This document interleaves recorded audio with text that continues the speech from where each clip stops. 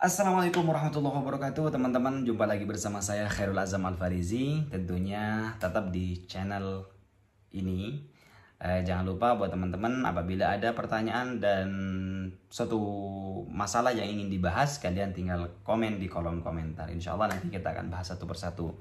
Nah, pada pembahasan kali ini teman-teman, saya ingin membahas praktek penipuan yang sering dilakukan oleh orang-orang baik yang ada di Indonesia ataupun yang berada di Arab Saudi terhadap WNI dan terhadap masyarakat luas, masyarakat awam lah istilah. Penipuan ini sekarang bermacam-macam. Jadi saya ini selama 1 minggu atau 2 minggu akhir-akhir ini banyak orang-orang yang kena tipu.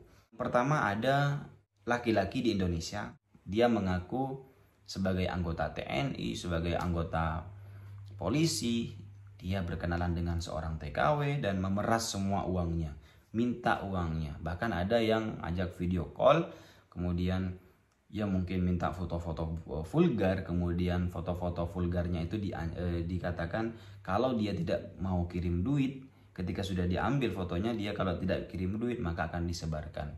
Hati-hati. Nah, kalau seperti itu kalian tantang saja teman-teman, tantang saja, dan itu bisa dipidanakan. Ketika dia menyebarkan foto-foto kalian, maka dia bisa dipidana juga. Gitu. Itu yang pertama, targetnya TKW. Kemudian target TKW yang kedua adalah TKW ini juga rentan penipuan mengatasnamakan PJTKI kalau nggak salah. Jadi banyak yang mengatakan bahwa ada SMS dari Indonesia, selamat Anda terpilih menjadi salah seorang buruh migran yang mendapatkan hadiah bla bla bla bla bla bla bla. Kemudian kalau untuk mengambil hadiahnya silakan Anda hubungi Bapak ini dan ini. Dia bilang begitu. Nah, kemarin saya juga dapat seperti itu.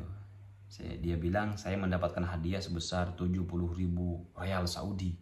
Saya tanya kepada orang itu, dia bilang, oh iya Anda beruntung banget, silahkan Anda konfirmasi ini dan itu. Ya, saya disuruh mengisi data lengkap dan lain-lain.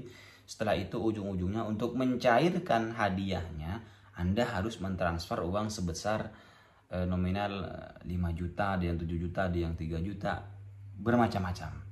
Nah, jelas itu penipuan ya teman-teman. Jadi buat teman-teman TKI atau TKW ada datang SMS seperti itu, kalau perlu kerjain aja. Kalian iya-iyain aja dan kerjain. Ya sampai dia capek. Sampai dia capek. Jangan kasih uang sepeser pun. Tidak ada yang namanya kalian dapat hadiah itu lalu untuk mencairkan kalian diminta untuk kirim uang terlebih dahulu. Itu yang kedua. Kemudian targetnya yang masyarakat.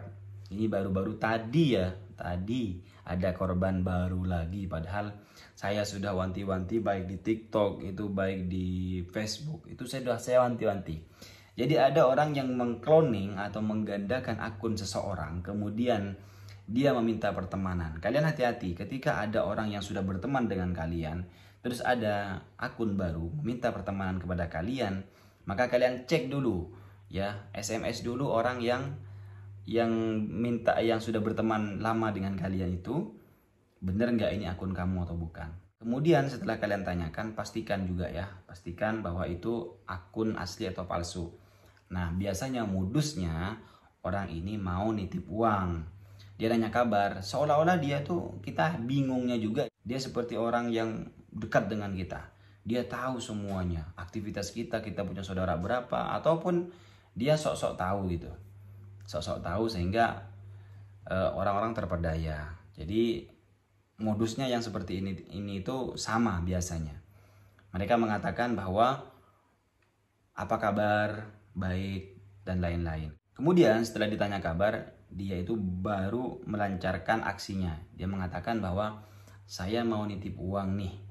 Ya, kamu ada rekening nggak? Saya mau nitip uang, kata dia, dari Arab Saudi atau dari Malaysia. Uangnya ini nanti tolong kasihkan ke orang ini karena saya punya hutang. Saya mau nitip 40 juta.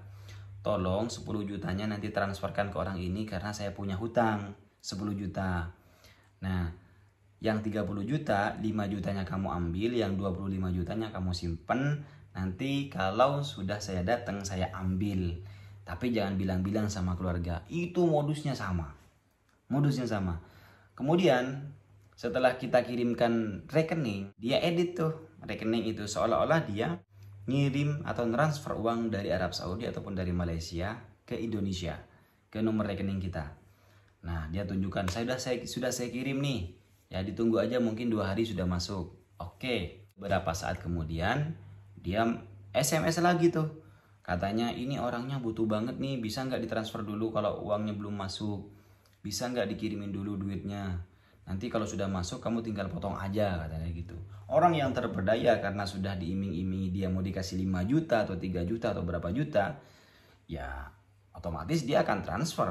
Sepupu saya saja dari Malaysia, ya mengaku, yang ada orang yang mengaku sebagai kerabat saya juga di Arab Saudi, dia kena tipu 20 juta guys.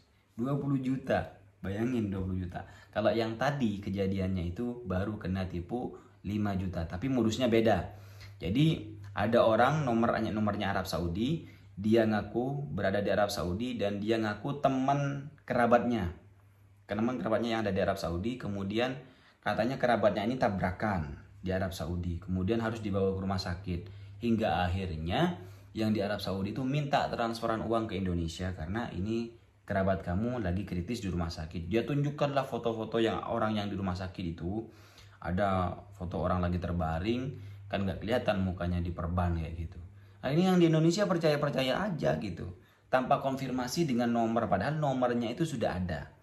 Nomor kerabatnya itu ada, tapi dia nggak konfirmasi, seolah-olah dia itu terhipnotis gitu loh guys. Seolah-olah dia terhipnotis, kemudian dia tiba-tiba kirim uang aja, udah kirim duit, yes, hilang. Baru kalau sudah beberapa jam kemudian baru dia kok punya pikiran untuk SMS ke kerabatnya dia yang dibilang tabrakan. Enggak, kata kerabatnya, saya masih sehat, saya nggak ada SMS, nggak ada apa, saya nggak tabrakan, nggak apa. Oh berarti penipu. Jadi hati-hati trik-trik seperti itu. Nah ada lagi satu nih, bagi WNI yang kaburan, kalian hati-hati, ataupun kalian yang resmi pakai visa ziarah, kemudian kalian ada di majikannya, ada orang-orang yang menawarkan jasa. Orang-orang yang menawarkan jasa bahwa dia bisa memulangkan kalian dalam waktu seminggu, kemudian dia minta duit sebesar 5 juta, 4 juta, ataupun 10 juta. Dia katakan untuk pengurusan surat-suratnya. Itu penipu. Hati-hati. Arab Saudi itu beda dengan negara-negara lain. Arab Saudi itu yang berkuasa tetap orang Arabnya, tetap majikannya, tetap syarikahnya. Jadi kalau kalian di majikan gak betah, terus kalian ada orang-orang yang mengiklankan mereka bisa memulangkan kalian dari Indonesia, ngurus dari Indonesia, bullshit. Kemarin yang saya pulangkan itu dia begitu juga, dia kena tipu. Bahkan baru-baru ini itu ada orang yang saya sudah bilang sebenarnya bahwa hati-hati, banyak orang-orang yang mengaku mengurus kepulangan tapi cuma diambil duitnya saja. Intinya seperti yang saya sampaikan di awal, kalau kalian pengen minta urus exit mandiri ataupun minta urus pulang, jangan mau membayar duluan sebelum kalian terima tiket, sebelum proses kalian semua selesai. Dan ini buat teman-teman yang masih nyangkut di majikan, hati-hati. Kalian kalau ada di majikan, gak bakalan mungkin orang yang ada di Indonesia itu bisa mengeluarkan kalian dari majikan, kecuali majikan kalian sendiri yang memberikan izin bahwa kalian akan dipulangkan. Beda, di Arab Saudi itu beda dengan negara-negara yang lain. Orang Arab juga nggak mau tuh kalian baru datang ke sana 1 bulan 2 bulan sudah kalian minta pulang. Nggak bakalan dikasih pulang sama orang Arab. Kenapa? Karena orang Arab ketika ngambil kalian itu ke Indonesia itu kurang lebih 50 juta habisnya guys. 50 juta. Nah, makanya mustahil banget kalian udah nyampe ke sana, kalian sudah dapat uang fit 10 juta, 15 juta, ada yang 5 juta. Kemudian nyampe ke sana, baru dapat 1 bulan, 2 bulan kalian mau pulang. Oh, nggak bakalan semudah itu, kalian nggak bakalan dikasih pulang. Bahkan teman-teman kita yang sudah 2 tahun aja, mereka nggak dipulangin loh. Makanya hati-hati kalau kalian menggunakan visa ziarah. Visa ziarah itu sebenarnya adalah visa terlarang untuk kalian gunakan buat bekerja di Arab Saudi. Visa ziarah itu adalah visa melancong, visa jalan-jalan. Kalau kalian mau liburan, mau jalan-jalan ke Arab Saudi, nggak apa-apa pakai visa ziarah. Tapi kalau buat bekerja, hati-hati. Banyak kan orang Arab itu ketika kalian sudah dia panggil dengan visa ziarah, mereka tidak mau rugi. Mereka harus mempekerjakan kalian 2 tahun, 3 tahun, 4 tahun. Nah, ketika kalian mau pulang, kalau kalian tidak dibikinkan iqomah, maka mereka harus membayar denda sebesar 15.000. Dan itu yang membuat mereka enggan memulangkan kalian karena mereka akan terkena denda 15.000 real. Kenapa? Karena visa ziarah sampai habis masa berlakunya itu dendanya 15.000 real, belum tiket. Nah, sudah paham ya teman-teman? Semoga teman-teman semua bisa lebih waspada, bisa lebih hati-hati, baik yang ada di sini ataupun yang ada di Indonesia. Saya rasa kalau orang-orang yang sudah berpengalaman gak bakal tertipu yang seperti ini. Tapi masih banyak orang-orang yang awam, orang-orang kampung yang baru berangkat ke Arab Saudi, ataupun orang-orang kampung yang gak tahu apa-apa, yang di pedesaan mereka belum tahu informasi ini, masih banyak yang tertipu. Masih banyak yang tertipu. Bahkan ada orang yang sengaja menjual kambingnya, sapinya karena ditipu oleh oknum-oknum yang seperti ini. Semoga mereka cepat sadar dan tidak ada lagi korban-korban berikutnya. Makanya bantu share video ini agar banyak lagi orang-orang yang tahu praktek-praktek penipuan yang sekarang lagi marak teman-teman. Oke, mungkin itu saja yang bisa saya sampaikan. Semoga bermanfaat. Sampai jumpa di video berikutnya. Jangan lupa like, share, comment, and subscribe channel ini untuk informasi-informasi terbaru lainnya seputar Saudi Arabia dan TKW ataupun seputar haji dan umroh, dan juga TKW dan TKI kita yang berada di Arab Saudi. Insya Allah sampai jumpa di video berikutnya. Wassalamualaikum warahmatullahi wabarakatuh.